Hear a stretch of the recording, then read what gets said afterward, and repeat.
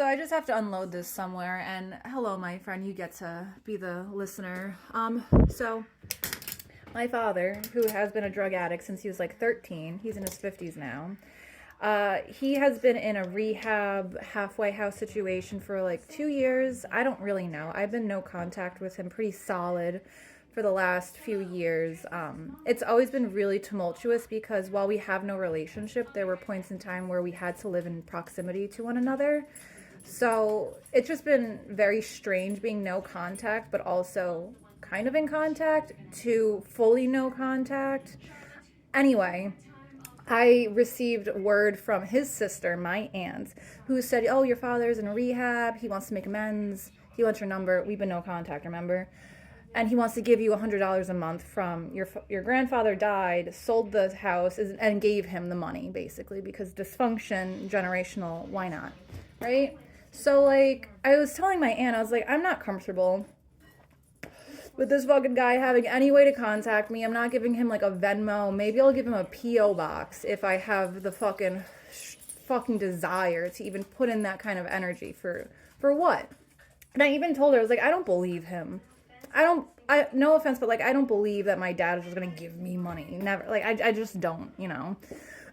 And I was telling her daughter, my cousin, like, I'm so close with, I was telling her daughter, my cousin, about that, and my cousin's just like, I will, reach out to your dad, money is money, fuck him, get paid, whatever, like, I will talk to him, because I fucking can't. I'm not that human, like, I'm not healed like that.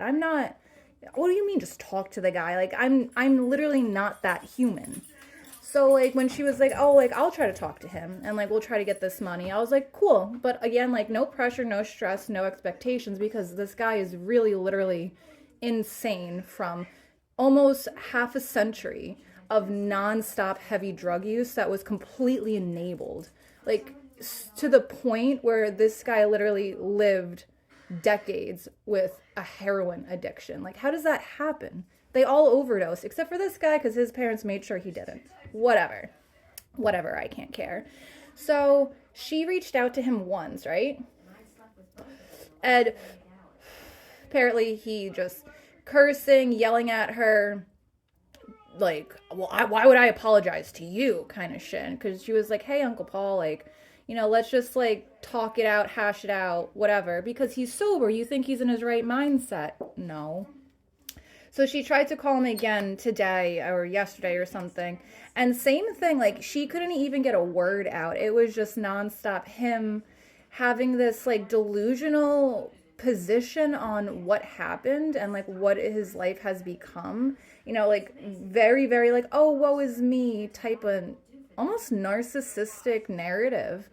And my cousin was like, I honestly had such a visceral reaction to that bullshit that, like, I blocked his number. Like, I blocked everything. I can't do it, cuz I'm sorry, I promise you, and I'm like, don't you ever fucking be sorry. But either way, it really just, cuz, like, hear me out. I really had a thought. I was like, when my aunt said that he wanted to call me and make amends, I was like, oh, does this mean the dysfunction and the craziness and the chaos is finally over? Has he come full circle and now this sobriety, the break from being so fucking coddled and enabled, that really just, that hard stop of that, has that jostled and forced some type of transformation? And the answer is no. Probably for a lot of reasons, but I really thought for a second, I was like, let me just call him and see what the fuck he has to say. Or let me just call him and just be completely unbridled with my rage. Just let him have it. Just tell him exactly what he needs to know, especially about the last couple of years. Because I really don't think I think when you get to a certain point in addiction, you're not a person anymore. You know what I mean? Like, you are just an addict. You don't care about your parents, your loved ones, your dog. Like, you're not in reality. And so, like, I wanted to shock him with that reality. But again, like, you cannot rationalize with someone who is irrational. There's no getting to someone who is not in reality, So that has been a hard thing to realize today. There was like this constant, idea in my head for years that, my father is this island millions of miles off in the ocean. You can see it, but he's completely unreachable. And then there was this slight, oh, your dad wants to make amends. It's like, I've learned nothing. Again, I'm trying not to be mean to myself. I'm trying to let myself have these complex feelings, experience these fucked up dysfunctional things with grace and being genuine in them without shaming myself. So it's a process. I'm not that good at it, as you can tell. But like, I don't know. And then having that taken away, it's just like, nope, no. Like, haha, you thought? You fucking thought? No. And, man, I don't know where I was going with this, but I just had to unleash it.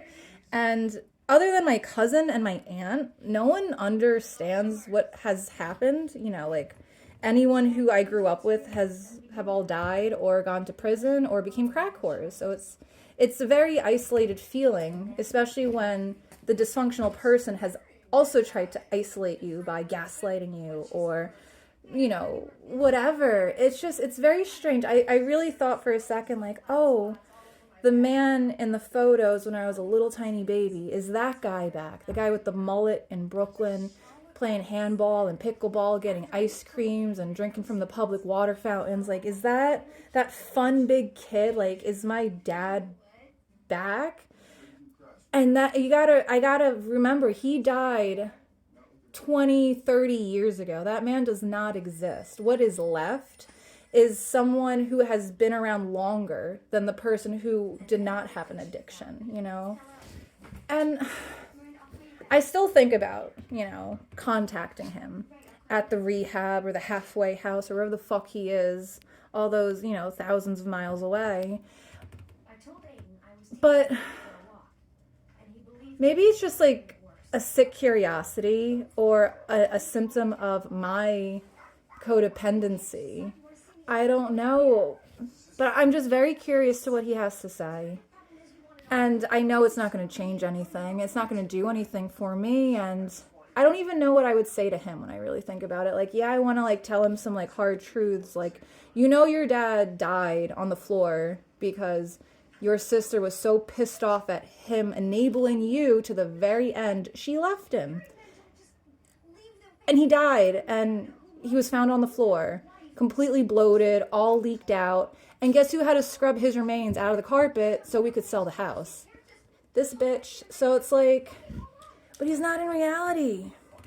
And even so, like, I don't think his little brain would be able to grasp the actual reality of the shit that went down solely because of him and his parents and their enabling and their own dysfunction and delusion. But it's just like, I don't know. Maybe it's like the idea of like, oh, I get to talk to my dad. Like, I've never thought that ever.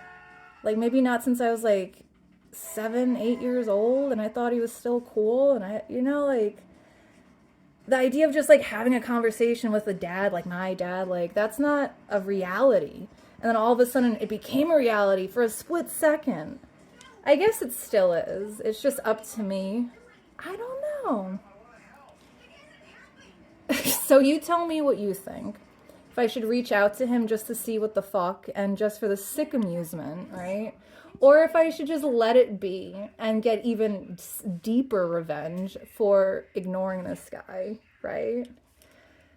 I guess it doesn't matter because things still have many years to play out, when he dies or just there's so much left to happen and it's going to happen regardless of how I emotionally, volatilely react.